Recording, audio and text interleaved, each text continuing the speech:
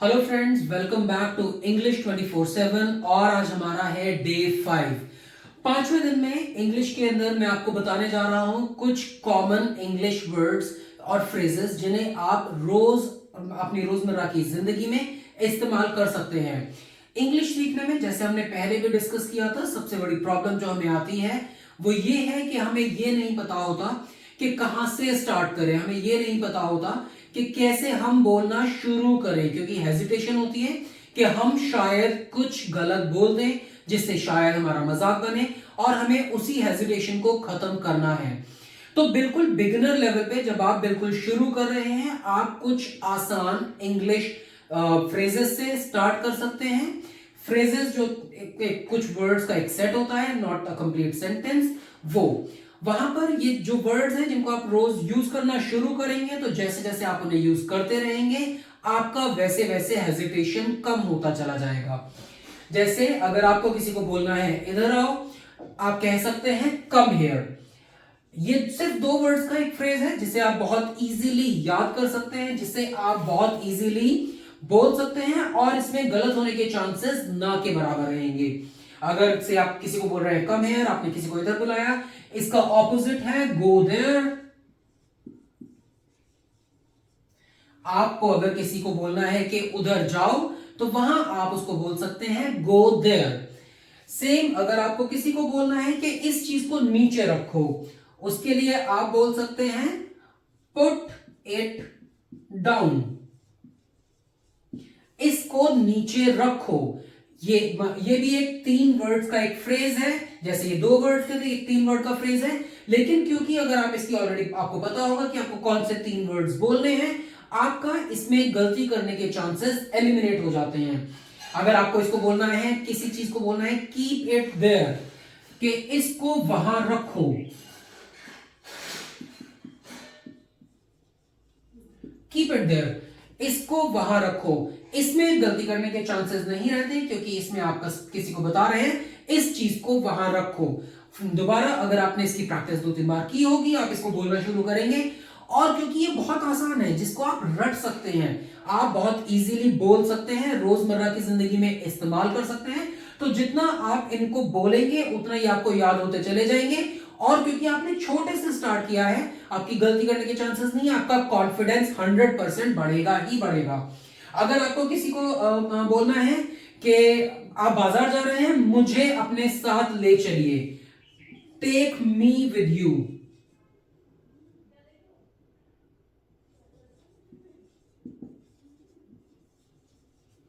Take me with you, मुझे अपने साथ ले चलिए। और कैन आई कम अलोंग, क्या मैं साथ आ सकता हूं।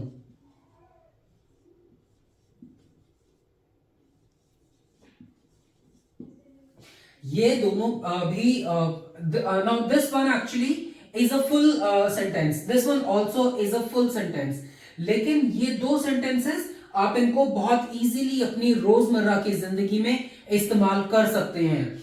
आप किसी को गुड नाइट विश करते हैं, किसी को गुड मॉर्निंग विश करते हैं, अगर वो आप रोज प्रैक्टिस करिए, क्योंकि ये छोटे छोटे फ्रेजेस आपको वो कॉन्फिडेंस देंगे।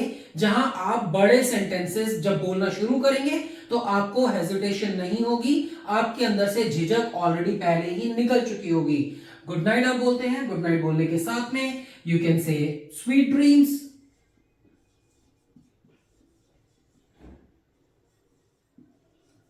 You can say sleep well. अगर आप किसी को गुड मॉर्निंग बोल रहे हैं, अगर इट इज आप उनको किसी को सुबह में जगा रहे हैं, जो कि आप मतलब बिल्कुल बिगिनिंग ऑफ द डे होता है, वहां पर आप उन्हें बोल सकते हैं राइज एंड शाइन।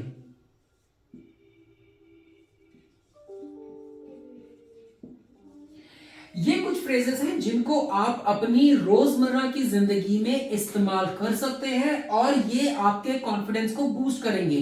देखिए दोस्तों, मैं जानता हूं क्योंकि मेरे बहुत सारे दोस्त हैं जो कि इंग्लिश नहीं बोल पाते थे पहले, जिन्होंने इंग्लिश बोलना बहुत देर से शुरू किया। कुछ ने शायद मुझसे इन्फ्लुएंस होके, कुछ ने शायद बाकी लोगों से इन्फ्लुएंस होके, कुछ ने शायद जरूरत के मुताबिक। लेकिन सबसे बड़ी परेशानी जो उन सब के साथ थी वो थी झिझक, वो थी उनकी हेजिटेशन, जो उन्हें हर बार रोक देती थी इंग्लिश बोलना शुरू करने से। क्योंकि जो पहला कदम होता है वो कहते हैं the first step is the hardest. सबसे पहला कदम जो होता है वही सबसे मुश्किल होता है। इसीलिए जिन लोगों को इंग्लिश बोलना बिल्कुल अभी बिगिनर लेवल पे शुरू कर रहे हैं, उन लोगों के लिए इंग्लिश में बात करना शुरू करना बहुत मुश्किल होता है, बहुत चैलेंजिंग होता है। मैं समझ सकता हूं वो चीज। इसी के लिए अगर आप ये छोटे छोटे सेंटेंसेस और फ्रेजेस को बोलना शुरू करेंगे, और ये सिर्फ कुछ एक एग्जांपल्स हैं, नेक्स्ट वीडियो में मैं आपको इनसे थोड़े से कॉम्प्लेक्स, बहुत ज्यादा मुश्किल नहीं, थोड़े से थोड़े से कॉम्प्लेक्स सेंटेंसेस या थोड़े से कॉम्प्लेक्स फ्रेजेस मैं आपको दूंगा, जिनको आप और यूज करके अपने कॉन्फिडेंस को बूस्ट कर सकते हैं। याद रखिए, प्रैक्टिस इज द की। आपको इंग्लिश भी, मैं ऐसे बहुत सारे लोगों को जानता हूं, even including the teacher who teach English, they are experts on grammar, they know grammar in and out, उन्हें ग्रामर का सब कुछ पता है, लेकिन they are so hesitant that they never tried speaking English. उन्होंने कभी कोशिश ही नहीं की इंग्लिश बोलने की। इसीलिए मेरा आप सबसे यही एक बहुत बड़ा रिक्वेस्ट है, बहुत बड़ा सजेशन है कि आपको पहले ही दिन से इंग्लिश बोलने की शुरुआत करनी है, बहुत छोटे फ्रेजेस के साथ, चाहे even if it is just one word, एक शब्द से भी अगर आप शुरू कर रहे हैं, yes, no, hi, hello, how are you, anything, started, बोलना शुरू करिए, तभी हेजिटेशन निकलेगी, तभी आप उससे आगे वाले लेवल पर जा सकेंगे। सो दोस्तों, स्टे ट्यून्ड। मैं आपको अपने शॉर्ट्स में भी और आगे मैं वीडियोस भी बनाऊंगा जहां मैं ये फ्रेज आपको देता रहूंगा। Thank you so much for joining English 24/7। Stay tuned.